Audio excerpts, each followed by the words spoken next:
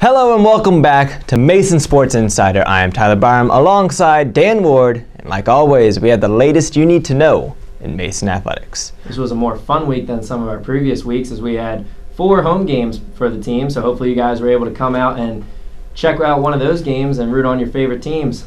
Yeah, there were a lot of matches. AFC, Mason Stadium, the RAC. You could have gone anywhere on campus to catch a game this weekend. It was a great day to be a Patriot. All right, this week the men's soccer team had a lone matchup as they took on revolutionary rivals George Washington for their first away Atlantic 10 match of the season. Like they have all season, the Patriots struggled offensively to get the ball moving in front of the net and only came away with 5 shots on the day, none of which were on target. Meanwhile, the Colonials were able to register 12 total shots, with half of them testing Mason keeper Stephen Kraus. 5 of them were recorded as saves, but the opponents were able to break through in the 30th minute as Garrett Heaney chipped one over the head of Kraus, giving George Washington a 1-0 victory. In their victory, the Colonials played with their entire starting lineup for the whole entire match. Not a single sub came on for the team, but yet they were able to beat George Mason. The loss now puts the Patriots at a 4-6-1 overall record, and looking at Atlantic 10 standings presented by GiantKiller.co, Mason has fallen to 11th out of 13 teams as George Washington now looks to be a huge threat for the rest of the conference. A bit of a surprising result, I would say, especially with George Washington coming away with the victory there. Yes, unfortunate loss there for Mason, but again, it's the offense just not scoring enough goals. They're being shut out yet again. We've seen this has been a trend all season long. They're not scoring enough for whatever reason. They're not putting the ball into the net. We know we lost Timmy Mulgrew last year, and he was our leading goal scorer, but that's not an excuse. We have enough firepower on this team, enough good scores that we should be able to put more goals on the board. Yeah, at this point, the team just has to have it figured out. I mean, I would have expected by the first 3 games, you would have expected the offense to have figured it out, but for some reason, it's just not connecting. That drive still isn't there for the team, and it's quite disappointing because it's a very talented team. There are a lot of players on this team that could be superstars for Mason, but it's just not coming together. And hopefully they get it together soon. 2 games into conference play now. We don't have much more time to allow these losses to keep coming. The women's soccer team had their first home conference games of the season last weekend, the first match being against the University of Massachusetts. Both teams entered the match looking for their second conference win of the season, and it was a match between 2 of the best goalkeepers in the A10 in Mason's Kirsten Glad and UMass's Cassidy Babin. It was a challenge between the great defense of UMass and the versatile offense of Mason. The Patriots had a chance in the first half to take the lead with a shot by Alex Myers going off the post, which would result in both teams going to halftime scoreless. Action picked up in the first minute in the second half when Massachusetts' Jackie Brown took a high-arcing shot from outside the box that floated over the outstretched arm of Kirsten Glad and landed in the back of the net to put Massachusetts up 1-0. It put the Mason defense off guard, but it also woke them up. Myers, then, who had a great week for the Patriots last week, was a catalyst for the offense in this entire match, and in the 82nd minute, she broke past one of her defenders to deliver a nice pass to an open Aaron Mitchell. Mitchell then dribbling up the left side, delivered a low pass through the box to Nia Elbeck, who had a wide open goal in front of her with Babin being out of position on the play, and she drilled home the equalizer for Mason. As the game headed into overtime, it did not last very long, thanks again to Alex Myers, who off of a corner kick found Sarah Hardison in front of the net, and Hardison put home the game winner. He kicks it up towards that, and that's the game winner! Mason won the game 2-1 and improved to 2-1 on the season in conference play. Elbeck's goal was her first of the season, while Hardison continued to lead the team with her 8th goal of the season and 3rd in as many conference games. Myers continued her great conference play, picking up her 4th assist on the season, and Mitchell's assist was her 2nd of the year. Moving on to Sunday, where the team would have a important matchup against the Billikens of St. Louis. Picking things up in the 32nd minute, Alex Myers, who had been on a tear for the Patriots in A10 play this far, took a pass from Sarah Hardison and bounced it off the post for the team's first attack of the game. Moments later, Aaron Mitchell had a one-on-one opportunity driving the ball down the field, but put just a little bit too much on the ball, missing high of the net. At the half, Mason led St. Louis in shots 11-5 and shots on goal 4-1, but had yet to capitalize. The Billikens had their first huge chance to break the draw on the scoreboard as Tori Marshall tested Glad at the 76th minute mark, but made a great save to keep it scoreless for the teams.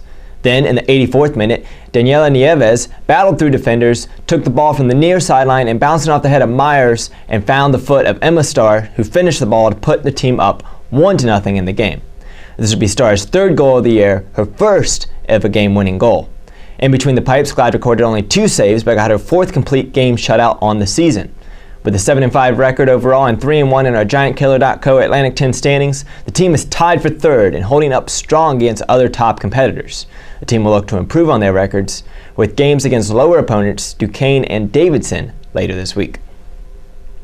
Team has certainly been playing very well, Tyler. I like the way they've been playing in these last 2 conference games especially. You've seen them play a well-rounded game. The defense has been stepping up. Kelsey Young and Sydney Mitchell, we haven't been mentioning them in the broadcast because of they don't score as defenders, but their defense has been key, and if you're at the games, you see that. They're really playing well as a team. Todd Bramble, new head coach, really doing a good job in his first year. Yeah, it's getting really exciting for the women's soccer team. On Sunday, there were quite a bit of fans that turned out to the game. I mean, Mason fans are recognizing what this team has been able to do, and they have become one of the teams that was borderline to get into the Atlantic 10 tournament, and right now they should probably be considered one of the favorites to make that top half, that top 4 if you will, and be favorites going into the tournament. So things are looking good for Mason. Don't want to get a little bit ahead of ourselves because there's still some important games coming up later in the season, but right now things are looking good and have a huge chance this weekend to make it even better. This has been a men's soccer school for the last couple of years, so it's nice to see the women's team stepping up this year and looking good so far in conference play. Exactly. Now the women's volleyball team returned home for the first time since August 29th. Already equaling their win total from last year, the team looked to continue building on their program in home conference play. Looking for their second conference win of the season, they took on the reigning A10 champion Dayton Flyers. Dayton dominated the first set and proved why they are one of the best in the A10, winning 25-15. The second set was much better for Mason, where they capitalized on multiple Dayton errors and played solid team defense led by Lola Arachnaran at the net. The set was tied at 21 all, and Mason had the chance to tie up the match, but the Flyers stringed together 4 points in a row to take the second set. The air was let out of the Patriots' sail after battling so hard in the second set and coming up short, and despite battling hard in the third, the Flyers took the final set 25-17 and the match 3-0. Mason committed the same amount of errors as the Flyers, but the Dayton attack was simply too much, led by reigning A10 Player of the Year, Elena Turner, who had 13 kills. Martin continued to lead the team, as she usually does, with 8 kills, and Sydney Finoga had an efficient game with 6 kills and a .333 hitting percentage. The loss dropped Mason's record to 1-3 in conference play, and they would have less than 24 hours to prepare for their next match against the St. Louis Billikens. Coming into this match, those Billikens were the only other team besides the Flyers that had an unbeaten record in Atlantic 10 play this year. By the end of this matchup, however, that would not change. Just like the match the previous night, the away team dictated play for the entirety of the match, starting off with a 25-15 first set victory. The opening set featured numerous problems for the Patriots, including some miscommunication errors, and led to a total of 11 service aces for St. Louis in the game. Moving on to the second, Martin got into a better flow as she would tally 10 kills on the night. In that second set, the Green and Gold got their first lead in the game at 8-7 due to Martin's only 2 service aces of the match. The Billikens, however, would respond with a 5-1 run and kept building a lead until they won the set. During the third, in a very similar fashion to the second set, Mason fell behind after an early lead as St. Louis closed out the set and the match 3-0. In the end, it was the hitting percentage of the Billikens that was the difference, as they hit a 33% mark compared to Mason's 19, combined with only 3 blocks for the Patriots. Now, staying at 8th place in the Atlantic 10 standings, presented to you by GiantKiller.co, the team is 6-13, 1-4 against Atlantic 10 schools.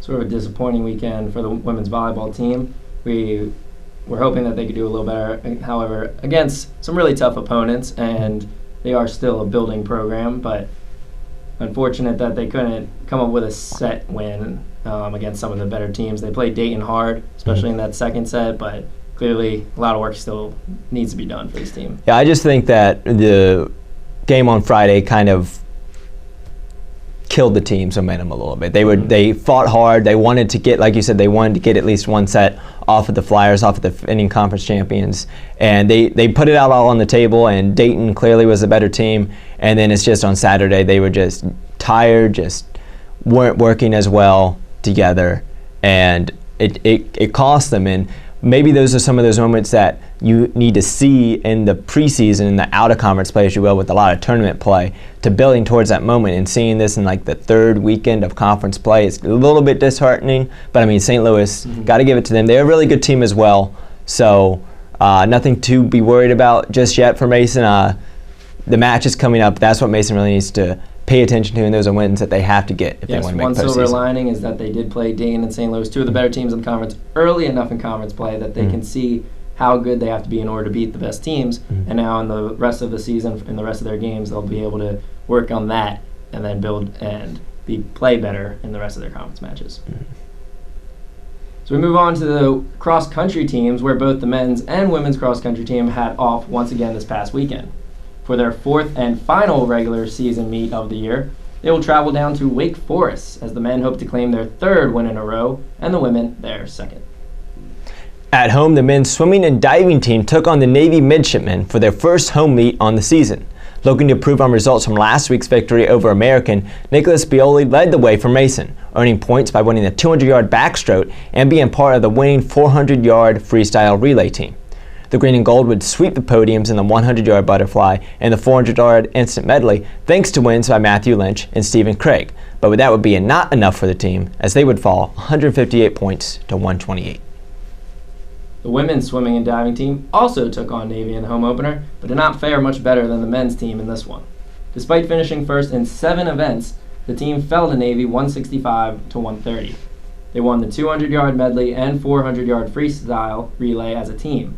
Junior Sid Fisher was a part of both of those relays and earned first place finishes in the 50 and 100-yard freestyles.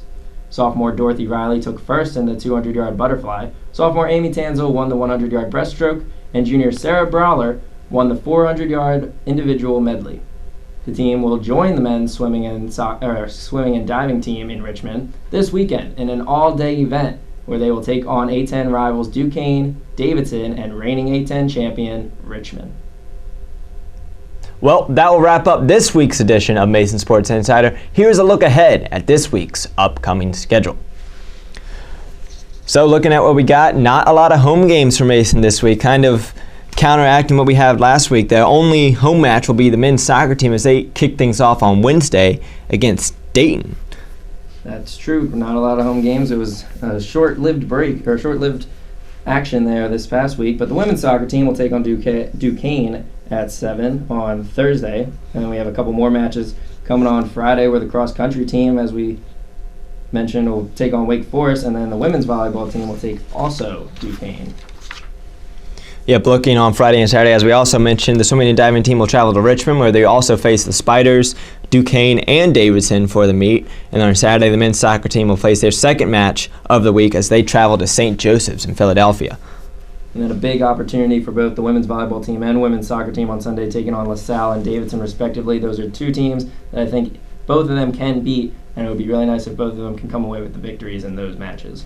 It will be very interesting to see how the weekend goes here. Big week for Mason Athletics.